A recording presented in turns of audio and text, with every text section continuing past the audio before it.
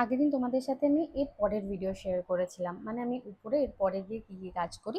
তো আজকে ভাবলাম আমি তোমাদের সাথে আমার মর্নিং ভিডিওটা স্টার্ট করি, যদিও বা মর্নিং ভিডিও উপরে আমি চেঞ্জ করে ফ্রেশ হয়ে দেন নিচে এসেছি। তো প্রথমে আমি একটুখানি মামুনিদের চাটা গরম করে দিচ্ছিলাম, ওদের চাটা বানানোই ছিল, ওরা দুধ চা খায়, আমি তো দুধ চা খাই না, তো আমি লিকার চা আমার সাইডে বসিয়ে নিলাম ওদের চাটা গরম করার পর। একজনের আজকে ডিমান্ড ছিল, এক্স্যাক্টলি কাল সে ফ্রাইড রাইস খেয়েছিল, তার খুব ভালো লেগেছিল, সে আজকেও অফিসে ফ্রাইড রাইস নিয়ে যেতে চায়। তো সেই ফ্রাইড রাইসটা ছিল না কালকে, আর যদিও বা কালকে ননভেজ হয়েছিল, তো সেই ফ্রাইড রাইসটা দেওয়াও যেত না, কারণ আজকে সোমবার, শ্রাবণ মাসের সোমবার কটা আমরা নিরামিষ খাওয়ার চেষ্টা করি। তো আমি ডিসাইড করেছিলাম যে ঠিক আছে, কোনো সমস্যা নেই, আমি আজকে আবার ওকে নতুন করে ফ্রাইড রাইস বানিয়ে দেবো।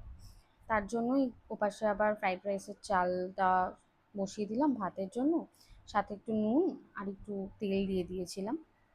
আর এদিকে আমার লিকার চাটাও রেডি করছিলাম। আমি এক্স্যাক্টলি একটু কড়া লিকার চা খেতে খুব পছন্দ করি। আহ, আমি দুধ চা একদম খেতে পারি না, আমার দুধ চা খেলেই শরীর খারাপ করে। তো ওর জন্য আমি লিকার চাটাই খাই, মানে ওটা আমার ছোটো থেকে অভ্যাস হয়ে গেছে হয়তো। যদিও বা আমার বাড়ির লোক, আমার মা বাবাও সিমিলার দুধ চাই পছন্দ করে, একদমই লিকার চা খেতে পারে না। কিন্তু কোথাও একটা আমি দিদানের সাথে থেকে থেকে বড় হয়েছি, তো আমার দিদানও লিকার চাই খেত। তো ওনার সাথে থাকতে থাকতে ওটা খেতে খেতে ওটাই আমার অভ্যাস হয়ে গেছে, আমি এখন একদমই দুধ চা খেতে পারি না। ইনফ্যাক্ট আমি দুধ কফি সেটাও খেতে পারি না। আমি ব্ল্যাক কফি খেতে পারি, আদারওয়াইজ আমি কোল্ড কফি খেতে পারি। আমি এমনি ওই দুধ ফুটিয়ে যে কফিটা করে সেটা আমি একদম খেতে পারি না, গরম যে কফিটা সেটা খেতে পারি না আমি। তো ওইদিকে আমি আমার তো রাইসটা বসিয়ে দিয়েছি, তো আমি একটু চাটা মাঝখানে একটু খেয়ে নেবো, কারণ উইদাউট সকালবেলা উঠে আমি চা না খেয়ে আমার মনে হয় যেন কিছু একটা মিসিং আছে আমার লাইফে। তো আমি সবার আগে চাটা একটু খেয়েই নিই, তারপরে আমি স্টার্ট করবো ফ্রাইড রাইসটা বানানো। কারণ কালকে যেহেতু আমাদের ননভেজ হয়েছে, তো আমি কালকে রাত্রিবেলায় আগে থেকে প্রিপারেশন নেওয়া ছিল যে ও আজকে ফ্রাইড রাইস আলুর দম নিয়ে যাবে, কারণ ভেজ যেহেতু আজকে। ফ্রাইড রাইসের সাথে কী খাবে, ও আবার পনির একদমই পছন্দ করে না, তাই জন্য আমি কাল রাত্রিবেলায় আলুর দমটা বানিয়ে রেখে দিয়েছিলাম। কারণ কখনো কখনো সকালবেলাও না তাড়াতাড়ি অফিস চলে যায়, আবার কখনো কখনো একটু দেরি করে যায়, তো আজকেও দেরি করেই গেল। ভাতটাও হয়ে গেল তোমাদের সাথে গল্প করতে করতে। তার সঙ্গে সঙ্গে আমি অলরেডি আমাদের ফ্রিজে সবসময় বিনস, গাজর এগুলো কাটা থাকে, কিন্তু ক্যাপসিকামটা কাটা ছিল না, তো আমি ওটাই কেটে নিচ্ছিলাম ফ্রাইড রাইসের জন্য।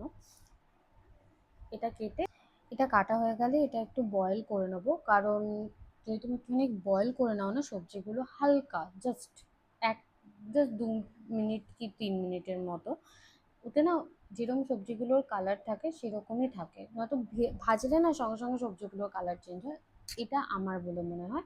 অ্যান্ড যাদের আমি তো এরকম এক্সপার্ট নই, তো যাদের ভিডিও দেখেছি রান্নার ভিডিও তারাও এটাই সাজেস্ট করে, তো আমি ওইভাবেই করার চেষ্টা করি যে আমি একটু ফুটিয়ে নিয়ে ওটাকে দেন ফুটানো জলটাকে ফেলে দিয়ে জল থেকে ছেঁকে নিয়ে দেন আমি ভাজি, তারপরে আমি রাইসের সাথে সব মিক্স করি, নয়তো তার আগে পর্যন্ত আমি করি না, আমি এইভাবেই করি। তোমরা কে কীভাবে করো অবশ্যই জানিও, আর আমারও যদি কোথাও কোনো ভুল হয়ে থাকে অবশ্যই আমাকে বলে দিও। আমার তো এইভাবেই করতে ঠিক লাগে, তবুও আজকে আমার রাইসটা একটুখানি বেশি বয়েলড হয়ে গেছিলো আমার বলে মনে হয়েছে। আমি সবজিটা সেদ্ধ করতে বসিয়ে দিয়ে একটু নুনও দিয়ে দিলাম, কারণ আমার বলে মনে হয় নুনটা দিলে ভালো লাগে, সবজিটা বড় যখন রাইসটার সাথে মেশানো হয় তখন খেতে ভালো লাগে। তোমরা কীভাবে করো অবশ্যই জানিও, কিন্তু তোমরাও কি নুন দাও যখন কিছু সেদ্ধ করো?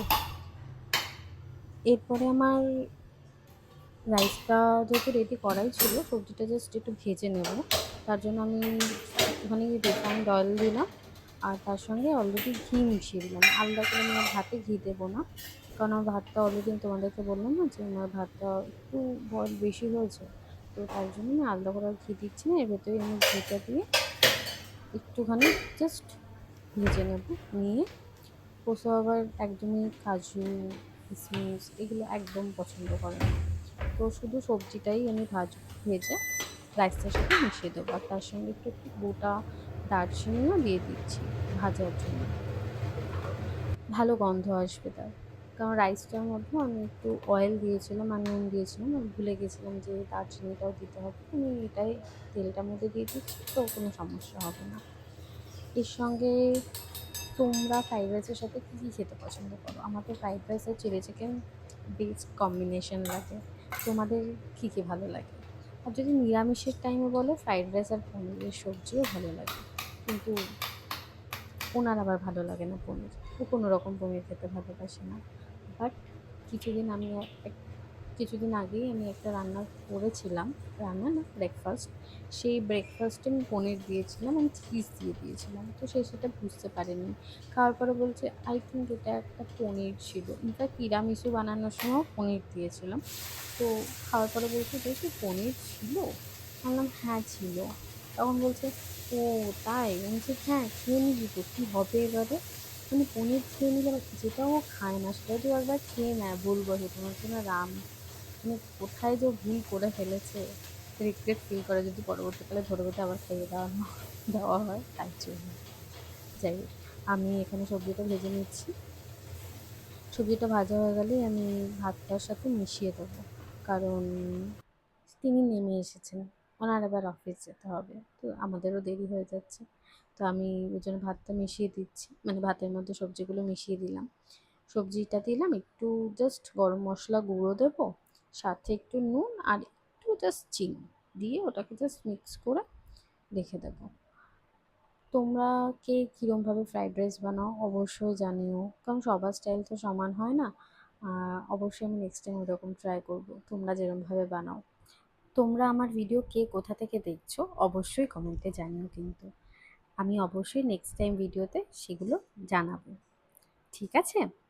আর তোমরা কে কীরমভাবে ফ্রাইড রাইস রান্না করো, বা ফ্রাইড রাইসের সাথে কে কী খেতে ভালোবাসো, সেটিও জানাতে ভুলো না কিন্তু, ঠিক আছে?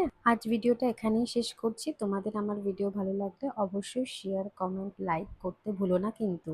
আর সাথে সাবস্ক্রাইবও করে দিও আমার পেজটিকে নেক্সট ভিডিওর জন্য। উনি এসে গেছেন, ওনার অফিসের লেট হয়ে যাবে, তো আমি ওনার টিফিনটা প্যাক করে দিই। টাটা।